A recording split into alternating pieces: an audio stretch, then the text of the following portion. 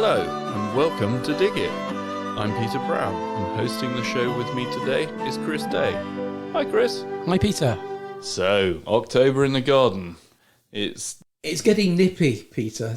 Definitely getting on the sweater weather, isn't it, as they say? It's sad, isn't it? A couple of weeks ago I think I put my first sweater on for a good few months. I know.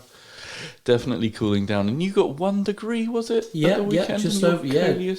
That's right. Some of my container plants really got hit. It went down to 1 degree, and good old Coleus, nice reliable bedding plant. However, the red and gold variety didn't like it at all. Got really shriveled at the ends. Yeah. And I thought it might have just been a one-off occasion, but no. The other pots, which I've got the same planting, showed it elsewhere around the garden. So definitely not good. Such a shame, isn't it? When you get an early, really cold night and the slightly tender plants get kicked back. But, we were talking the other week about, or the other month, should I say now, about the early autumn and lots of trees dropping their leaves. One of our neighbours asked me, he'd planted some oak trees and half of the tree has defoliated. Right. But the bottom half of the tree is okay. That's interesting. So the top of the plant obviously is the furthest point from the roots. So what the plant's doing is equalising things, isn't it? It's doing a little bit of a false autumn. A half autumn. Half autumn, yes. Half fall. So I was right in telling him to just leave it and not dig it out just yet. Oh no, should be absolutely fine. Remember, when your trees do this, they are going into what we like to call a self-preservation mode. They're just shutting down because the conditions are just not suiting it, and it can't take up enough moisture. But oaks are pretty resilient plants, and as long as they've got a good strong root system, they're usually okay. Excellent. Well, hopefully, because he only planted it in the winter of last year, For so sure. Hopefully it'll pull through next year. Indeed. But that's the thing, isn't it, at the moment, Peter? I mean, lots of, obviously, trees are showing signs. We've had, obviously, some welcome rain, but perhaps still not enough. And they are in limbo at the moment. So Well, I couldn't believe it. I took the dog for a walk around the park the other day, and I reckon there were some cracks about 18 inches deep and a good sort of 3 inches wide at the top. I'd never seen... No. And this was on grassland, not sort of. Sometimes you see sort of fields with big cracks, but that's where they're just a sort of dry mess. Whereas this was a planted area. I was amazed. But it's all to do with our soil structure, and I suppose as we're going into the month of October, it's all about getting soil preparation ready for that. But I'm sure we'll touch on that a little bit later on. Yes, and today I saw Manos in the garden centre, our orchid expert. Indeed. So if you didn't manage to catch him at one of his talks, by all means have a listen back. Go back to May 21 in our feed, and you'll be able to get some pointers from him and learn a little bit more about your orchids. Yeah, he went down a storm, as they say, at the garden centre, and it was really good that we're getting some really nice feedback from our customers. And at the end of the day, you want to learn when you go to a presentation. I always say, if you only learn one new fact, you're doing well. It's a good day. Yeah. It is a good day, and he certainly is a great energetic. His enthusiasm, shines through, which goes down a long way to a subject like orchids, which can be a little bit mind blowing to say the least. There's a lot to learn. Yep. You can put it in a nice congested way and enjoy it, and get the enthusiasm from somebody. Definitely. He absolutely loves his subject, doesn't he? He does. He's got a real true passion, so well worth a listen if you haven't heard it. Indeed. And what have we got coming up at the garden centre? We've got some more events coming on, haven't we? We have, and we kickstart the beginning of the month, the 1st and 2nd of October, with our apple weekend. All right, okay. Yep. So we've got good old Gerry Edwards joining us, our RHS fruit expert, and he will be on hand throughout the weekend offering wonderful advice on identification. So if you're popping down to the garden centre, and you want an apple variety identifying, get yourself a couple of fruits, maybe 3 if you can. Some of the foliage from the apple tree as well. Don't cut the whole tree down, but bring some bits of the tree, a branch, and he will then obviously endeavour to get a variety for you. He's never normally stumped, is Gerry, but he does have to have a little bit of a think between some of the varieties, because obviously there's so many varieties. There's over 2,000 varieties of apples out there. Which is quite scary. I'm sure we don't get all those in, but we certainly get probably 30 or 40 different varieties on each of our event weekends. We've also got the Mid Shires Orchard Group, who will be pressing apples and creating some lovely apple juice. And they will be on hand to give you lots of advice on growing apple trees as well. And we've got the CPR, which is the country charity, joining us for the first time this year, and they're basically promoting hedgerows in the UK, which I think is a really good cause. They've got and they're going to be really sort of getting and mustering in on the whole idea that we need to be doing more for our hedgerows, which of course as a nursery we actively promote anyway, but this is an endorsement by a charity, which is even better. And we've got BBOWT with us too, the wildlife charity representing Berkshire, Buckinghamshire and Oxfordshire. And we've also got our best dressed apple competition, which we've contacted loads of schools. We're just hopeful they're going to bring some wonderful entries in. And we're going to have some really interesting decorated apples for judging on the Saturday. Fantastic. And don't forget Chrissie and the Owls. Of course, yes. She's due in as well, isn't she? She is indeed. On the Saturday, Chrissie's here. An excellent Oxfordshire-based charity. Chrissie does so much for the preservation and obviously the well-being and caring of owls.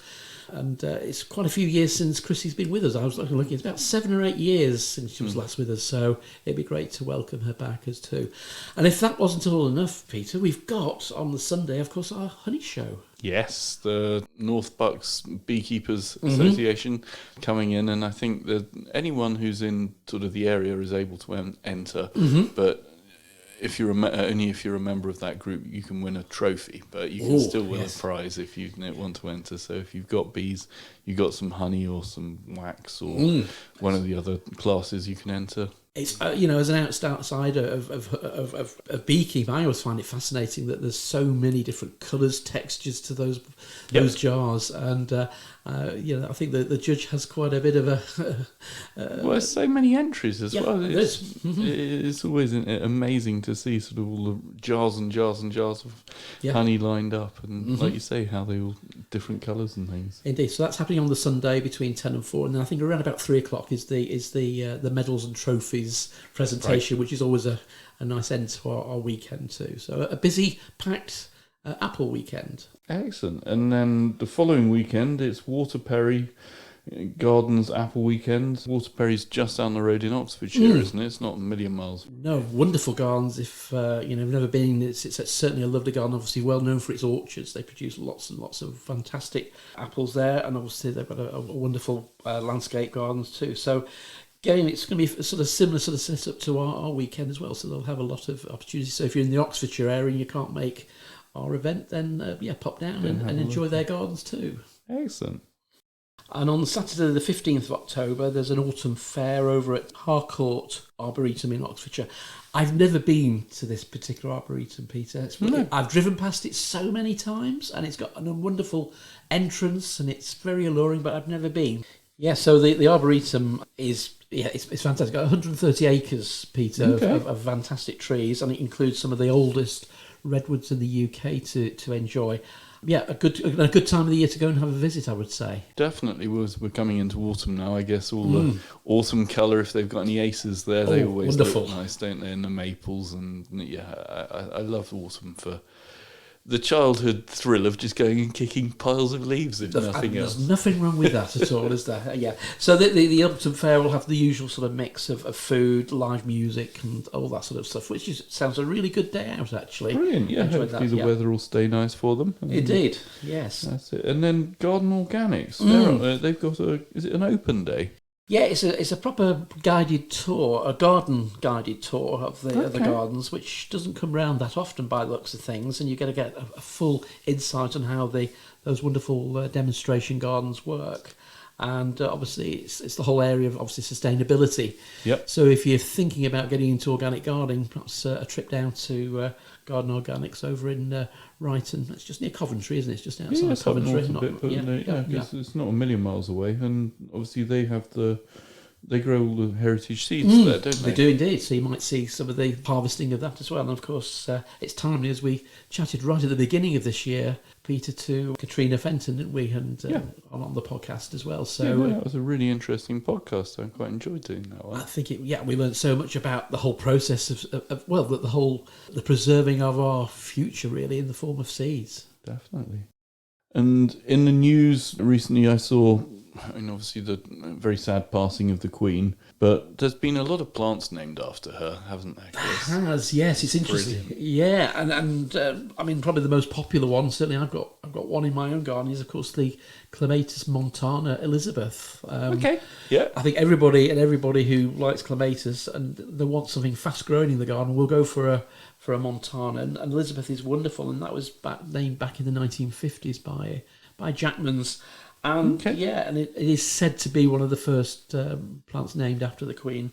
Brilliant, because she's such a character, and every year you'd see her going to Chelsea, and she was clearly massively into her plants, and the fact that Charles has got such a lovely garden at Highgrove, you got to think, I have to thank my parents for introducing me to plants, and I think it's one of those sort of things that does get handed down through the generations, and it's definitely a lovely hobby to have, isn't it? Most definitely, and I think certainly when they were doing all the wonderful tributes to the Queen over the sort of funeral period, it was interesting that there's obviously lots of references to the plants used in the bouquets on a coffin. A lot of those plants came from Highgrove and Sandringham.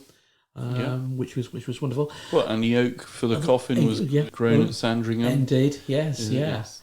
And like you're saying about Chelsea, I mean, she incredibly did over 50 visits to Chelsea, and she only missed it literally a handful of times. Wow. So that in itself is an insight that she was there.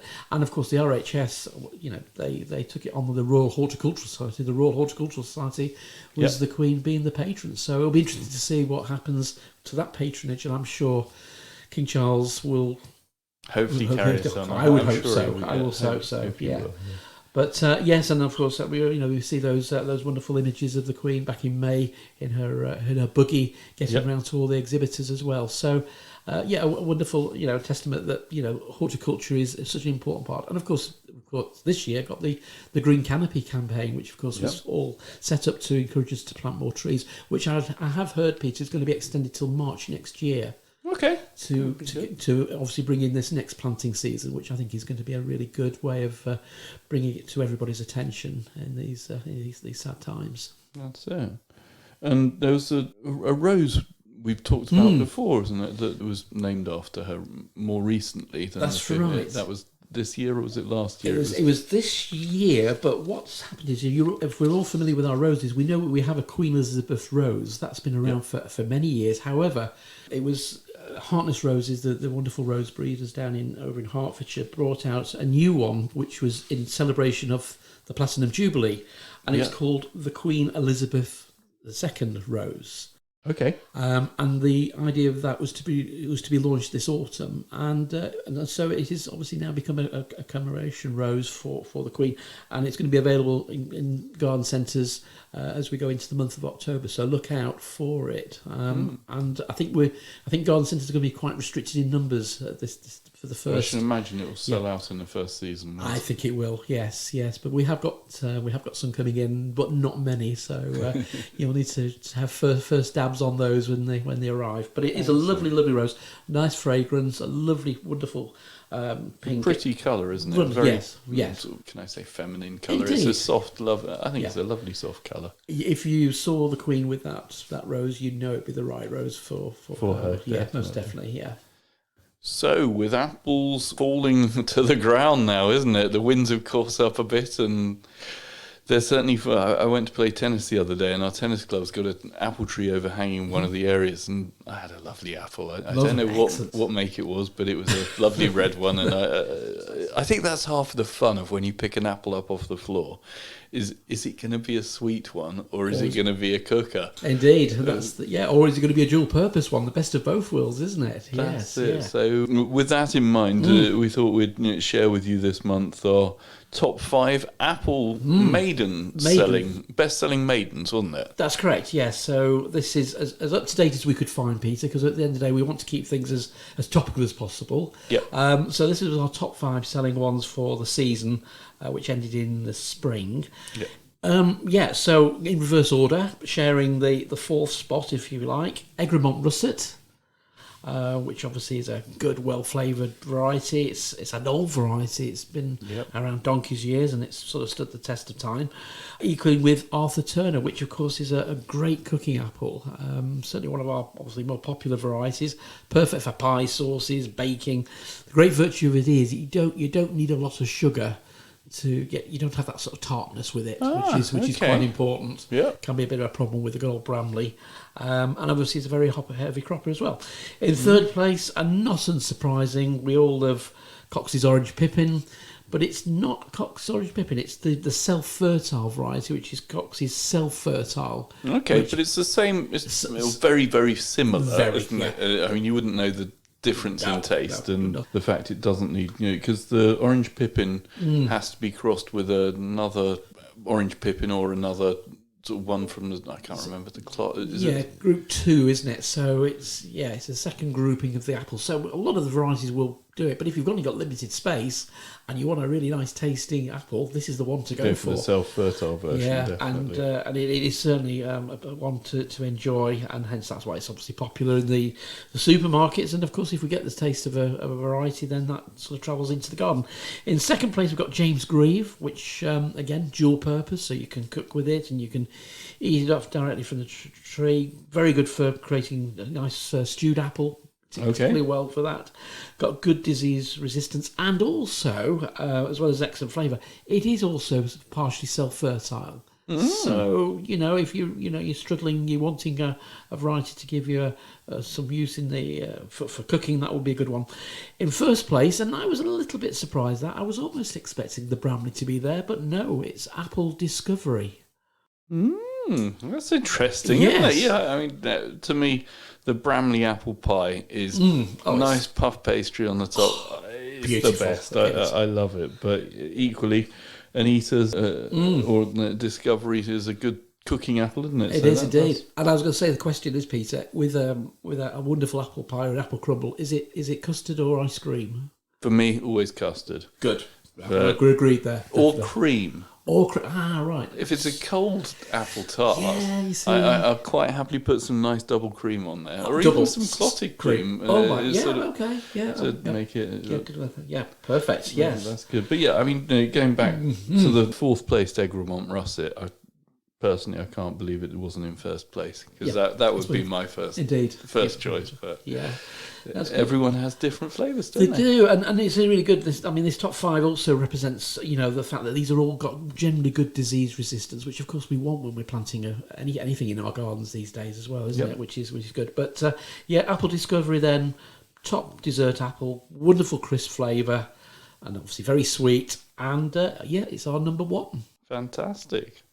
And with the bedding season now, hanging baskets are starting to look a bit tatty and holding on like a thread, I'd say, aren't they? I was thinking, do I just give up watering mine now and put it out the back for replanting next year? I think it's getting to that time of year, isn't it? Yeah, I think it's always a problem, isn't it? I mean, certainly a lot of my containers are sort of having a bit of a second wind because we've had obviously some cooler conditions. I mean, it's just getting the momentum to keep feeding them and watering them, isn't it? Okay. When you're running out of the routine of the hot summer, and the warm sunshine, our days are getting so much shorter now, so that's having a bit of an impact. But I think if you've got containers looking okay, keep them going for another month or so, because we've got plenty of time, haven't we, to get those spring bulbs in. So you enjoy it. But it's interesting, Peter, the Ball Colgrave, which obviously we had the lovely Stuart Lowen on our podcast last year when we were chatting about bedding plants. They invite the audience who go to their trade shows to vote for their favourite bedding plants. Yeah, it's a fun, such a brilliant day where you get to see so many bedding plants.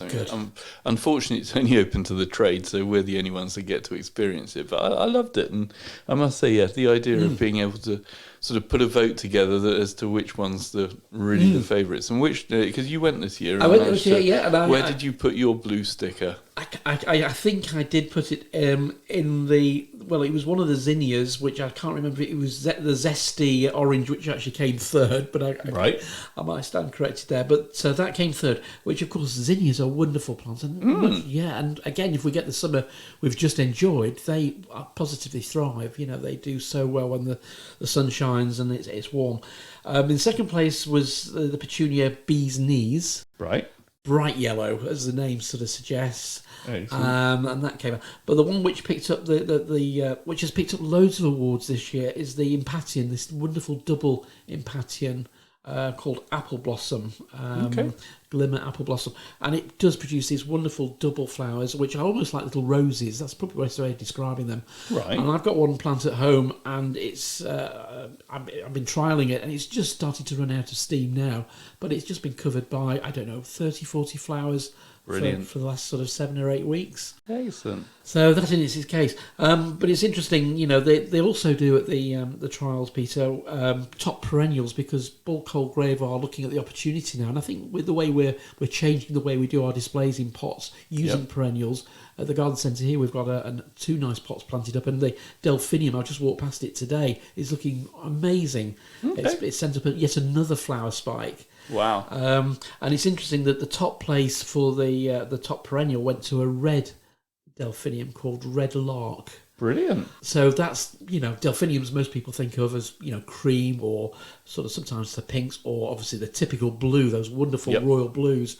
But actually this new one looks like it's going to sort of take the garden centres by storm. I can't wait for it to be out and about to purchase. Yeah. Brilliant. We'll look forward to hopefully seeing that next year. Hopefully, yes. And I see courgettes have been in the news recently, Chris. I mean, Cucurbita Pepo, which that's a Latin name, I think I pronounced that. Indeed. I see. I mean, my favourite is, I'm going to say Globe, which is a little, I harvest it when it's about the size of a tennis ball. Mm-hmm. It's a green round one. Mm-hmm. And I was just blown away by the flavour. It's good flavour. Fried in butter. Absolutely amazing. I mean, I love courgettes, and I've grown the yellow ones, and I've grown sort of Defender and a few of the standard green ones, but I've never been blown away by the flavour of the yellow ones, and the green ones have been perfectly nice, but this Globe one is a good one. Absolutely amazing. Yeah. But they found some more, haven't they? Yeah, they have. They've been doing an amazing trial with the RHS, and they've actually trialled 70 varieties. So you're saying about Defender and a few of these yellow. There's a lot more out there, Peter, isn't there? And that's the thing. And what they try and do is they bring all the seed companies together to basically so they can really see which is going to perform best, which gives perhaps the best crop, best disease resistance. And then they're properly scrutinised, and then awards are given. Gongs are given for the best, and they get proper medals. And that information then will then go onto your seed packets when you're choosing your varieties of courgette next January, February. When you're thinking about which ones to grow, you will see the Fleuroselect little symbol or logo, and you know that it's passed the test there. Well, I think that.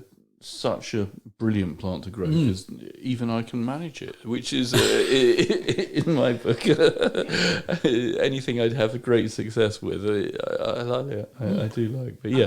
And I'm always amazed. Obviously, we grow quite a number at the garden centre here. I'm just amazed how they just get on with it, don't they? They just put the roots down. They're in good soil. I have to say the soil's been well prepped. But they're on a mission, aren't they, to flower and produce fruit to the point where they come to the point where perhaps Mother Nature or unfortunately disease comes along, which sort of slightly blights them. Which, as we all know, that's been a bit of a problem this year with the heat. But because the ones here at the garden centre got fungus on their leaves, didn't they? Now mine did a little bit at home on the allotment. But it's probably because I was taking far less care of them. They've been a bit toughened up a bit earlier in the year. But no, I think the best thing with them is the fact that they just massively overproduce for me. You only need like a couple of plants. Off they go, and you've got courgettes for the year. That's brilliant. Yeah. And I think as well, we're in a situation that where choosing varieties, go for disease resistance should be always on your priority with courgettes, because there's nothing really you can spray preventatively against the mildew. So, I mean, there are a couple of products which you can spray to coat the leaves to deter the problem. Most of them are based on seaweed extract, which work reasonably well. However, just choose a good variety with the best of the flavour, hopefully a Fleuroselect medal attached to it, and then you're going to be halfway there, aren't you, for a good crop? Definitely. And I see Pete's, again, it's always in the news, isn't it? It is. Now, they finally put a rough date, haven't they? The government have decided they've got a rough idea when they want to ban it, but they haven't quite nailed down the precise date of when they want it off our shelves. But 2024... It's looking good. Yes. Is when we won't be able to buy any peat in bags of compost anymore, which, I mean, I think the general consensus is a good thing. But how have you sort of finished your trials for this year? How have you got on, Chris? Yeah, so right at the beginning of for spring, basically, I was trialling 4 products. 2 of them were one of them was one of the big named home base types, which got the best buy from which. I did also try an Aldi product, and then our 2 products we sell at the garden centre here, which is the Miracle Gro and the New Horizon. Okay. And I have to say, getting towards the end of the season now, yes, the home-based one didn't quite come to... It was difficult to use. It did dry out incredibly quickly. And my tomatoes have grown quite well. They've had a good crop off them. But I have to say the New Horizon, which of course is the Westland product, seems to have edged out. It's been a bit more consistent in the growing. And certainly my containers, I mean, my bedding plants especially at the moment, my displays are still looking good. The wetting issues is obviously we're all aware of those, but consistently that one seems to have been the most managed. I've felt comfortable using it. If that's an indication. Yeah. And maybe next year I'll look at the trial again. Maybe use some of the other products, which obviously the more expensive ones, the Melcourts, the Sylvia varieties of products, which of course command a lot more money. Double the price, and see how they fare. But I think we're all aware that there are issues with these products, and we've just got to get on with it. And let's hope in the next few months, things improve and we get... Well, you can only hope that the suppliers, I mean, they've had another year of, I should imagine, trialling different mixtures, and you hope that next year they'll bring up some new improved ones. Indeed, if we start seeing that on the bags, that might be good. A little bit more information and advice on that packaging as well would go a far ways. Just if you haven't used them yet, be aware, give them a really good soaking before you do plant anything up in them. And it's probably worth mentioning, Peter, if you're listening to the podcast and you've had some good experiences with any of these products, any of let us know, because, there just might be a magical formula out there which we're not covered, or something that you've done to that compost to make it more workable and work for you and your plants. Definitely, we'd love that, to share that with everyone. That'd be really helpful. And some violas have had the thumbs up from the RHS, haven't they, Chris? They have, yes. So as we've been talking about plants with merit, they do the RHS do a lot of assessing of varieties, and they've assessed 220 varieties which they've grown across all their main gardens over at Hyde Hall in Essex. And 2 varieties have picked up, the top awards. Wow! Yeah, which is good. One's called we've got Belvissa Yellow Jump Up, and a dark red, Rocky Black, which obviously great colours for using in containers and hanging baskets. Well, I always think dark coloured pansies offset a nice sort of pale grass or a nice vertical form plant. They do look nice, don't they? They do, and work well with Heucheras and Heucherellas these days as well. A lot of people put those into their containers too. And of course, the great virtue with violas is they, apart from a little bit of deadheading, they're really tough and really resilient for the winter. And I like eating them. And of course, yes, you can take a few. I don't know if these ones are edible ones. They will be, yeah. All violas are edible. They are, thank goodness. Yeah. It was a lovely peppery taste to it. I mean, you just chuck a couple on salad and they just add a little bit of extra flavour. Yeah, a little bit of saying, and of course when these particular varieties do well, they often get the opportunity of having that wonderful they have this wonderful accreditation of the RHS Award of Garden Merit, the AGM, which of course our customers are always familiar with. And, you know, when you go around garden centres, look out for that little symbol, little trophy sign, and it just means you're getting a really good plant. You know, a plant which has been well tested and trialled and will do well. But no, violas are really good plants. And you mentioned about whether they were edible. Of course, another big story to come up on the books is the new listing from the HTA. Yes, poisonous plants, the ones we shouldn't be eating, or our pets shouldn't be eating either now, is it? It's brilliant. They've enlarged the scope of the sort of list to include ones that are now harmful to. Is it dogs and cats or just dogs? Yeah, so they've done it through the Veterinary Poisons Information Service. So they've looked at this. So the listing we used to have was just basically us humans. Right. Now they've extended it across to our pets. Okay. So that would be cats and dogs. Brilliant. And it's a big, mighty list. I will put the link on the show notes, Peter, but you can download it. But it's about 27, 28 pages long.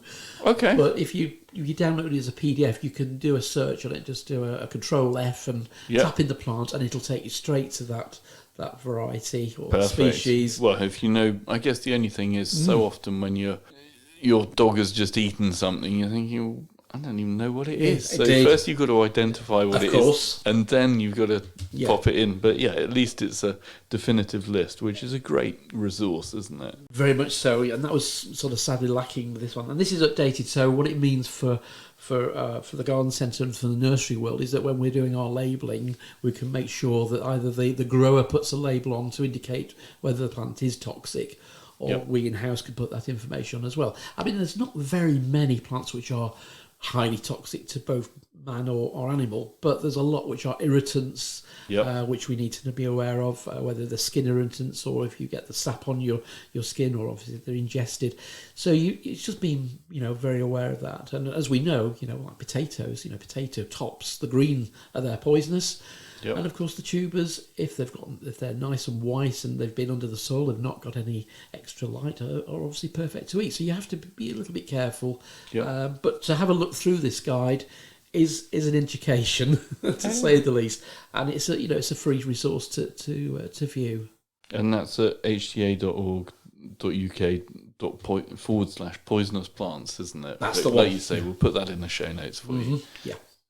And it's that time in the show, Chris, where we have to get our welly boots on. Well, not really at the moment because it's not quite wet enough. But get our jackets on at least and get back out in the garden. And what challenges which should we be tackling at the moment then? Well, there's quite a bit, isn't it? Unfortunately, nature comes along and we're starting to get obviously the leaf fall now. So if you've got lots of trees, casting all their leaves over your lawn, then obviously you don't want them to be hanging around because obviously that's going to deprive the poor lawn of more light. It's had a bad enough experience this year with drought, hasn't it? So try and regularly lift your leaves off the lawn and off your beds and borders as well. It can be a pretty endless, thankless task, actually, especially as if you have a lot of trees overhanging into your garden. It can mean that you're going to be doing it regularly. But I guess the thing that I do, probably say it's wrong, Chris, but I always leave my lawn a little bit longer this time of the year. Of course. But in doing so, by raising up the lawnmower, I just use that as a leaf collector. Why not? I just go around and once a week sort of collect all the leaves up with the lawn cutter on quite a high setting. And I think from memory, leaving the cutter a bit higher is good for the winter, isn't it? It certainly when the frosts come. Yeah. They don't get. That's such a good idea, Peter. And yes, you'll also, as you're harvesting your leaves that way, probably cut them up a little bit, mulch them a little bit as you're lifting. Yeah, it does. So that means you can obviously create some leaf mould, and that's the other thing. If you've got a lot of leaves, create some leaf mould. So that usually means getting yourself a wire, something which is very open for composting. So not your traditional compost bin. Right. Use some chicken wire, or get yourself some black sacks, these refuse sacks, and put your leaves in there. Get a garden fork and fork over, so you've got plenty of aeration in there. And if you've got a part of the garden, you can put these out of the way, so they're not too noticeable. Within 2 years, you'll have some nice leaf mould from those bags as well. Yeah, because it makes a wonderful compost, doesn't it? Or does. Even just as an addition to the compost heap. That's right. a great one. And I suppose as well, we're talking about compost heaps. If you haven't got a compost heap set up, this is really the month to do it, because you're getting so much material coming from your vegetable garden and from your containers.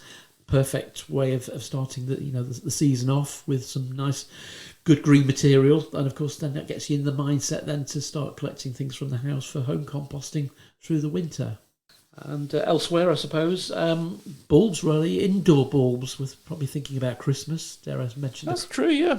Time, sort of scented hyacinths, isn't it? That time of year again to get them so they're ready for Christmas. Yeah, I was looking on our shelves the other day, actually. We have things like the Narcissi Paperwhites. They're another good thing. If you want something a little bit different from your hyacinths, of course, the ones you tend to buy are, as you say, prepared, so they're pre-programmed to flower within sort of 8 weeks of planting. I mean, the secret really is, isn't it, if you're going to grow plants for forcing for Christmas, pot them up individually if you can, put them in a nice, cool, dark place. Yep. Give them a good water in, check them perhaps every fortnight so there's plenty of moisture around the roots. And of course, they soon spring into growth if they're prepared. So within sort of 4 or 5 weeks, you can start then taking them out. And if you generally don't bring them all out at the same time, you stagger when you bring them into a cool room. The cool room, that'll bring your display on from probably the middle of November onwards. And if you're clever and you're savvy with your planting, you should have, wonderful hyacinths right into the new year. In fact, I think planting them a little bit later is quite nice, because it's nice to have lots of scent in January when, the There's Christmas... not many things in flower. Indeed, yes. Yeah, so Paperwhites are good, and you can also do that with some of the tulip varieties too. But, so that'll keep you nice and busy if you're wanting some nice colour in the home. And I guess also time to think about putting the tulips out for next year, for spring, and daffodils outside. I mean, when's the best time to plant them, Chris? Yeah, so certainly your crocus, your narcissi, a lot of your alliums, snowdrops, muscaria, grape hyacinths, winter aconites. Yep. They can go in now. October's a really good month. I would be tempted to just wait a little bit before putting my tulips in. I'd probably wait towards the middle to the end of October for those. And with tulips, you can plant right through. We know when we were chatting to Taylor's Bulbs last year, they were saying that planting well into the winter is not a bad thing, provided you can keep your bulbs in a good state. Yeah, so keep them cool and choose wisely. It's interesting. One thing I've done at the garden centre, I've created a bit of a list for our staff here of the varieties of tulips which are more perennial in their growing habits. Okay. Yeah. And I'll put the list on the podcast show notes, because there's some good varieties out there which will come up year in, year out. Well, I put some Red Riding Hood in last year. Mm-hmm. And I'm really keen to see if they come up again next spring, because I hope they did. They did quite well, and it's always fun to see them come back up again, isn't it? Well, they're on the list, so that's good. Yeah, but there's things like Spring Green, they're on there as well, and Appledorn. There's some really good varieties there. Some obviously we stock. Some you will find out in the big wide world. But yeah, if you're wanting to grow tulips in containers which you want to flower every year, and you're not too fussed about taking them out and replanting them, then this list will be probably for you then. Perfect. Now, it's unusual for me to be prepared, Chris, but I was just thinking sometimes I do get ahead of the game, and obviously with frost coming in the winter, it's probably not a bad time to be buying fleece, or those sort of fleece bags that you can put over your... Yeah, is it fleece jackets, isn't it? The jackets. Is that what they call them? Yeah, I think they're called jackets, yeah. So perfect for your more tender plants. But certainly, make sure you've got it to hand, because the worst thing, of course, with Jack Frost, he does sort of creep up on us. And if you're watching the weather forecast and they're saying, -2, -3, you can get out there and cover. I noticed I've got a few of my house plants outside. They are definitely coming in the next few days now. They've had a holiday outside, and they've had a good holiday, but they need to be brought in. And if you're bringing any house plants in, just make sure you do a check over that you're not bringing any slugs and snails and any other unwanted pests in with you as well. Otherwise, you might find that they cause a few issues. And if you've got obviously the problems with vine weevil, if you're planting up your pots for the winter, you're putting cyclamen and heucheras and and such like. Maybe, invest in some of the vine weevil killer or some of the nematodes to control those as well. Try to be one step ahead with some certain pests, and vine weevil is one we can be on top of quite easily. Excellent. And I suppose we should really be starting to think about spring and garlic and spring onions, shouldn't we? Yes. So it's always interesting when the spring bulbs arrive. Usually 2 or 3 weeks later, we get a nice delivery of garlic and all the onion sets for next year. And it's probably worth mentioning, in view of the weather this season, if you can get your onions and garlic established this winter, you're going to have a much better chance of getting a decent crop, because, of course, we're going into the autumn with a decent amount of moisture in our soils now. That's going to get the plants really well established. You're going to be 4, 6, maybe 8 weeks ahead of your crop if you sow or do any planting in the spring. So, you say it's the soil's a bit moister now. Yeah. My allotment is still really dry. Yes. Would it be beneficial to be watering them if you are planting them, if your soil is dry? Yeah, definitely. I think because usually your onion and your garlic tends to follow usually a leafy crop on your rotation normally. Yep. So those crops will have obviously taken, and they'll have had a lot of fibrous roots, so they'll have taken a lot of moisture out of the soil. So yeah, it might be worth doing a little bit of soil improvement so that you don't have to go too bad. They often say a little bit of phosphate, so sort of bone meal type fertilizers for the roots is good for a root crop. If your soil is very depleted, again, if we've been putting lots of water on that crop where you're going to be planting your onions and your garlic, that might be the case. But yeah, I would certainly water them in if the soil is dry. Give them a good amount of water just to settle those roots, to bed the bulbs in, and then there's a much better chance for them to establish. And then just keep an eye on the watering for the next sort of 4 or 5 weeks if it continues as dry as it has been. Great, thanks for that, Chris.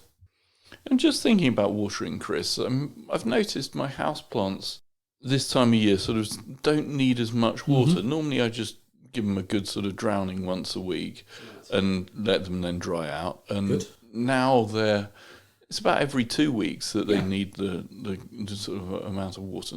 Should we be feeding them as much? I mean, they normally get them maybe once a month, twice a month they'll get some feed, but...